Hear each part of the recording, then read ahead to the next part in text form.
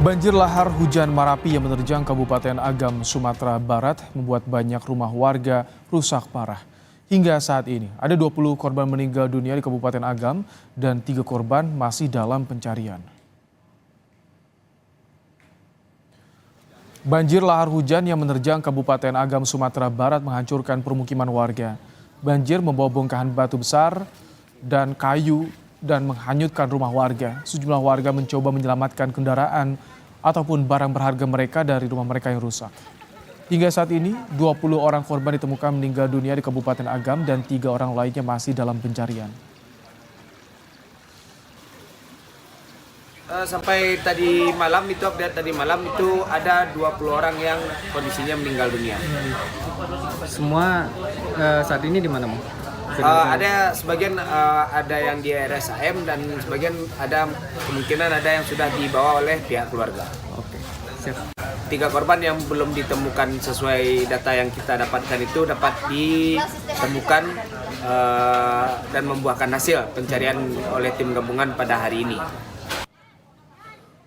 Sementara itu, korban banjir lahar hujan Marapi di Kabupaten Agam saat ini mengungsi di Sekolah Dasar 08 Canduang. Sekitar 100 lebih korban mengungsi di 3 ruangan belajar. Korban sudah mulai menerima bantuan berupa makanan, selimut, makanan bayi, dan sejumlah perlengkapan lain. Saat ini korban masih membutuhkan pakaian untuk wanita dan perlengkapan bayi dan anak-anak. Kan kami di sini rata-rata untuk perempuan itu pakaian dalam, terus mandi, untuk itu pampers untuk anak-anak sama orang tua. Untuk kesehatan seperti apa, Bu, saat ini? Kenapa? Kesehatan. Kesehatan alhamdulillah kami mungkin shock. Jadi sekarang itu karena kita posisi lagi berduka, memang menyiapkan mental lah. Pakar mitigasi bencana geologi Surono menyebut saat ini warga harus mewaspadai hujan, terutama intensitas hujan di puncak Gunung Marapi. Hal ini imbas bencana lahar hujan pada Sabtu malam lalu dan bencana serupa bisa terjadi setiap ada hujan, utamanya hujan lebat di atas puncak Marapi.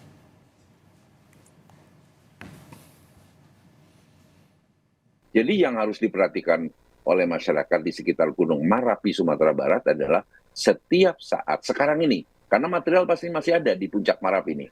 Setiap saat ada hujan di puncak Marapi, hati-hati di seluruh sungai yang berhulu di puncak Marapi. Dan ini tidak hanya berlangsung sekarang ini, bisa berlangsung selama ada hujan di atas puncak. Kalau letusan Gunung Marapi itu waktunya singkat, tetapi dampak lahar hujan bisa berlangsung di setiap musim hujan, utamanya adalah hujan lebat di atas puncak Marapi tersebut. Banjir lahar hujan yang melanda sejumlah kabupaten di Sumatera Barat pada Sabtu malam lalu dipicu hujan yang mengakibatkan luapan daerah aliran sungai yang berhulu di Gunung Marapi. Di Kabupaten Agam misalnya, korban ditemukan antara lain di Kecamatan Sungai Pua dan Canduang dan Ampekoto. Limpasan banjir ini menerjang Nagari Bukit Batabuah Canduang. Sementara di Kabupaten Tanah Datar, kecamatan yang terdampak antara lain Kecamatan Sapuluwah Koto, Parambahan, Kecamatan Batipuh, Pariangan, Kimakaum, dan Sungai Tarap. Banjir bandang di wilayah ini dipicu luapan Sungai Malana yang berhulu di Gunung Marapi. Hingga sore ini tercatat 43 orang meninggal dunia, sementara 15 orang lainnya masih hilang. Korban terbanyak ada di Kabupaten Agam 19 orang, Kabupaten Tanah Datar 14 orang, dan Padang Panjang 2 orang.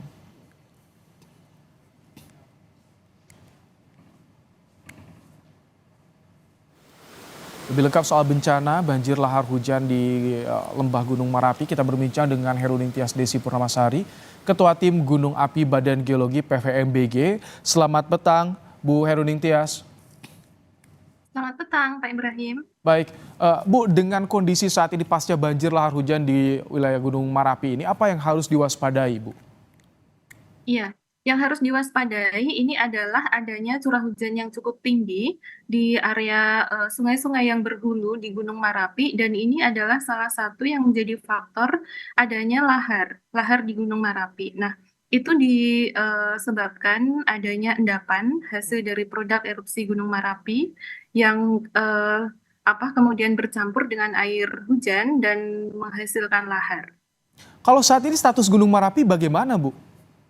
Untuk status gunung api saat ini masih di level 3 atau siaga dengan radius 4,5 kilometer jarak aman dari pusat erupsi gunung api di Verbeek. Baik, jadi masih rawan juga untuk mengeluarkan material vulkanis dan juga ditambah ketika ada cuaca buruk itu yang menyebabkan banjir lahar hujan, Bu Heru Ningtyas. Iya, betul, Pak. Memang Gunung Merapi saat ini masih belum stabil aktivitasnya dikarenakan ini levelnya kami juga masih di level 3 atau siaga. Dan hal ini yang harus diwaspadai, salah satu rekomendasi dari Badan Geologi itu adalah masyarakat yang bermukim di sekitar lembah atau aliran atau bantaran sungai-sungai yang berhulu di puncak Gunung Merapi ini harus mewaspadai adanya potensi atau ancaman bahaya lahar yang dapat yang dapat terjadi ini khususnya di musim hujan. Jadi curah hujan ini sangat menentukan adanya dampak daripada lahar. Oke. Bu, kalau mitigasi di aliran bantaran sungai Gunung Merapi itu bagaimana, Bu? Karena kan erupsi di akhir tahun lalu, Desember tahun 2023, berapa kali lahar hujan terjadi, Januari, bahkan awal April. Tapi saat ini korban lebih banyak, Bu. Iya betul, memang untuk lahar ini sangat salah satunya menjadi pemicu itu adalah hujan. Jadi curah hujan yang sangat tinggi ini dapat memicu adanya lahar yang meluas gitu. Jadi untuk masyarakat memang harus mewaspadai khususnya di bantaran-bantaran sungai dan hal ini juga harus diwaspadai oleh pemerintah daerah juga bahwasanya untuk aliran lahar yang khususnya yang berhulu di Gunung Merapi ini harus lancar aliran sungainya dikarenakan kalau debit dari curah hujan yang cukup tinggi dan endapan material Gunung Merapi ini yang menumpuk di puncak atau di area atas Gunung Merapi ini dapat menghasilkan lahar yang cukup besar gitu. Bu, apakah ada deteksi dini ketika ada terjadinya banjir lahar hujan ini? Atau sejauh ini hanya rekomendasi masyarakat menjauh dari bantaran sungai? Iya, untuk adanya peringatan dini, ini Badan Geologi sudah membuat peta KRB atau peta kawasan rawan bencana, yang mana menjadi salah satu dari peta KRB ini adalah aliran-aliran lahar yang muncul, yang digambarkan dengan warna kuning atau di level di KRB 1. Nah, hal ini juga bisa dilihat di petanya mana-mana saja yang menurut sejarah pada waktu itu memang dilewati oleh aliran lahar. Bu, ketika banjir lahar hujan terjadi pada Sabtu malam kemarin, ini ada report nggak dari pos pemantau kepada warga yang berada di kaki Gunung Merapi untuk waspada?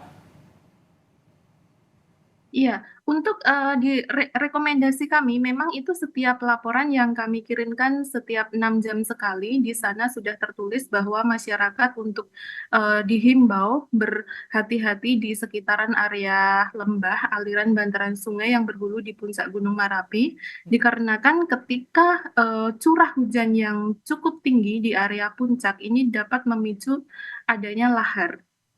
Ketika ada report dengan frekuensi setiap 6 jam sekali, tapi banyaknya korban ini, apakah telat untuk mengevakuasi warga? Ya, pengamatan instansi Anda atau bagaimana dari PVMBG, BPBD, BMKG itu bagaimana, Bu? Kalau dari Badan Geologi ini kan memberi himbauan atau rekomendasi gitu Pak. Jadi kalau misalnya, namun untuk perkiraan berapa besarnya lahar itu sangat tergantung daripada curah hujan, yang mana curah hujan ini ditentukan oleh cuaca pada saat itu gitu. Jadi untuk stasiun kami yang merekam di area Gunung Merapi ini jauh dari aliran sungai, jadi tidak merekam adanya laharan. Oke.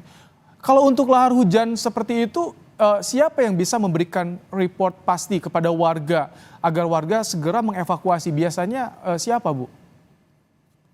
Iya, kalau untuk lahar ini berbagai stakeholder ya Pak ya. Jadi memang dari khusus untuk aktivitas Gunung Merapinya itu adalah di Badan Geologi dan kami selalu mereport setiap 6 jam sekali aktivitas Gunung Merapi dan untuk lahar ini memang sangat tergantung daripada musim musim hujan dan juga curah hujan yang ada di puncak Gunung Merapi.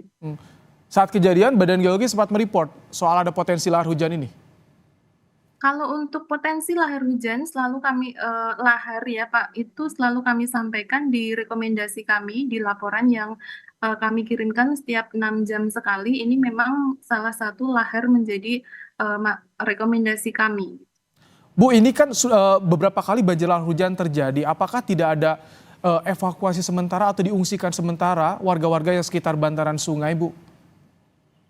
Ya, kalau masalah pengungsian ini memang harus ada komunikasi antar stakeholder, jadi tidak hanya satu atau dua instansi, jadi ini harus ada koordinasi yang sangat masif, mengingat bahwa lahar ini kan memang banyak sekali titik-titik yang harus diungsikan gitu Pak. Dan untuk masyarakat ini juga kami sosialisasikan ketika Gunung Merapi ini aktif. Memang erupsi yang terjadi di Gunung Merapi itu kan endapan-endapan daripada material dari puncak itu kan masih mengendap di area puncak. Nah, ini ketika curah hujan yang cukup tinggi ini bisa terbawa di bantaran-bantaran sungai dan dapat menghasilkan lahar. Namun seberapa laharnya ini harus kita mengetahui curah hujannya ini sangat tinggi dan juga endapan daripada produk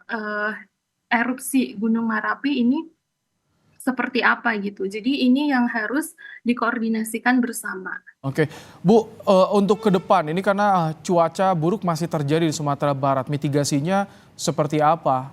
Termasuk juga soal 3 stakeholder, apakah akan ada peta jalur evakuasi warga atau bagaimana ke depannya dengan BPBD dan BMKG?